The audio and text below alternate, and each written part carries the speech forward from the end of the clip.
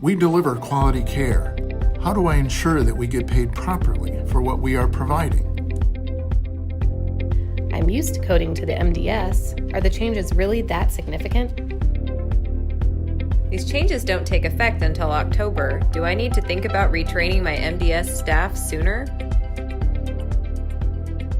You might be quite comfortable, confident, or even an expert when it comes to the current MDS process, but MDS is changing in some fairly significant ways. And MDS will be much more important in driving reimbursement than under the current RUGS reimbursement system. Today, under RUGS, there are approximately 33 items on the MDS that potentially have some impact on your payment. However, under PDPM, there will be well over 100 items on the MDS that will potentially have some impact on your payment. While we will need to have an enhanced focus on accuracy, we potentially could be doing fewer MDSs because CMS has reduced the process to include only 2 required assessments and 1 optional assessment. Just look at the various sections of the MDS that are utilized by PDPM to determine the case mix index, or CMI, that is used as a multiplier of the base rates for all 5 of the key components of payment, which are PT, OT, SLP, nursing, and non-therapy ancillary. These items include primary diagnosis, which encompasses a new MDS item called I-20B, recent or past surgical procedures, with the addition of new MDS items J2100 to J5000. Function scores, cognition, depression or mood, speech comorbidities, swallowing difficulties or modified diets, and finally, special conditions and services that make up the NTA component. In addition, PDPM uses the following sections for clinical assessment. Section B, hearing, speech, and vision. Section C, cognitive patterns. Section H, bladder and bowel. Section I, active diagnoses. Section GG, functional ability. Section J, health conditions. Section K, swallowing, nutritional status. Section M, skin conditions. And Section O, special treatments. Also, keep in mind these are just the sections. And as we mentioned earlier, over 100 individual fields within those sections could contribute towards your payment. This means many of these sections are loaded with areas that will require increased attention in order to get paid in an accurate way for the services rendered. Of all the MDS items, one of the most important is item I0020B, referred to as I-20B.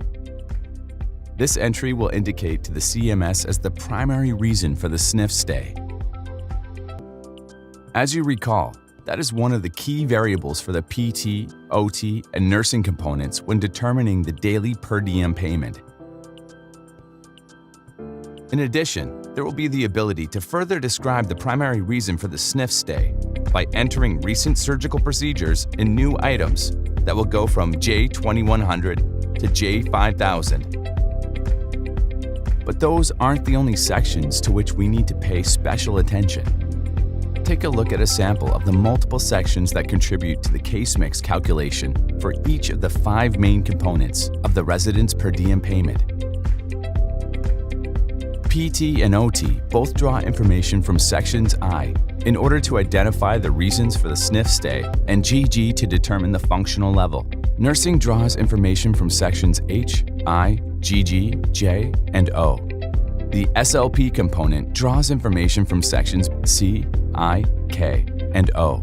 Finally, the NTA component draws from sections I, O, M, K, and H. Let's take a closer look at NTA specifically. This table shows just the beginning of the list of 50 conditions and services that are tracked in the various sections of the MDS that will contribute to the case mix calculation for each resident's NTA portion of the reimbursement. Notice that some items on the list are conditions, such as HIV/AIDS and major organ transplant, while other items are services, such as IV medications and parenteral feeding. It's important to note that some conditions and services have increased weight attached to them, as you can see on the right-hand column. Finally, let's revisit the Interim Payment Assessment, or IPA. To reiterate, PDPM uses the 5-day MDS assessment to classify residents into their payment groups for the entire stay unless there is a change in patient status. To allow changes to be captured, a new assessment called an IPA will be implemented. The IPA will be considered optional, and the provider may decide whether and when an IPA assessment is appropriate. The assessment reference date, or ARD, is designated as the date the provider completes the assessment. New payment rates apply as of the same date. PDPM modifies the assessment schedule as follows. The ARD on a 5-day schedule PPS assessments is day 1 through 8, and all Part A days are covered until the Part A discharge unless an IPA is completed. The payment days in this case would be the ARD of the assessment through the Part A discharge, unless another IPA is to be completed. And finally, the PPS discharge assessment has an ARD equal to the end date of the most recent Medicare stay, or the end date. As we have discussed, there are multiple points that can be missed, and each is crucial for mapping to a clinical condition. It is imperative to code correctly and to check the details in order to determine if and when an IPA is needed, when the resident's condition has changed in some way. Doing so will ensure that we adjust the daily per diem payment as of the ARD date to be better reflected as a resident's needs. Even though so many dynamic changes make up this new reimbursement climate, you can rest assured knowing Aegis Therapies is here to support you. To stay up to date, visit our PDPM Resource Center for additional information and resources to help you prepare for change.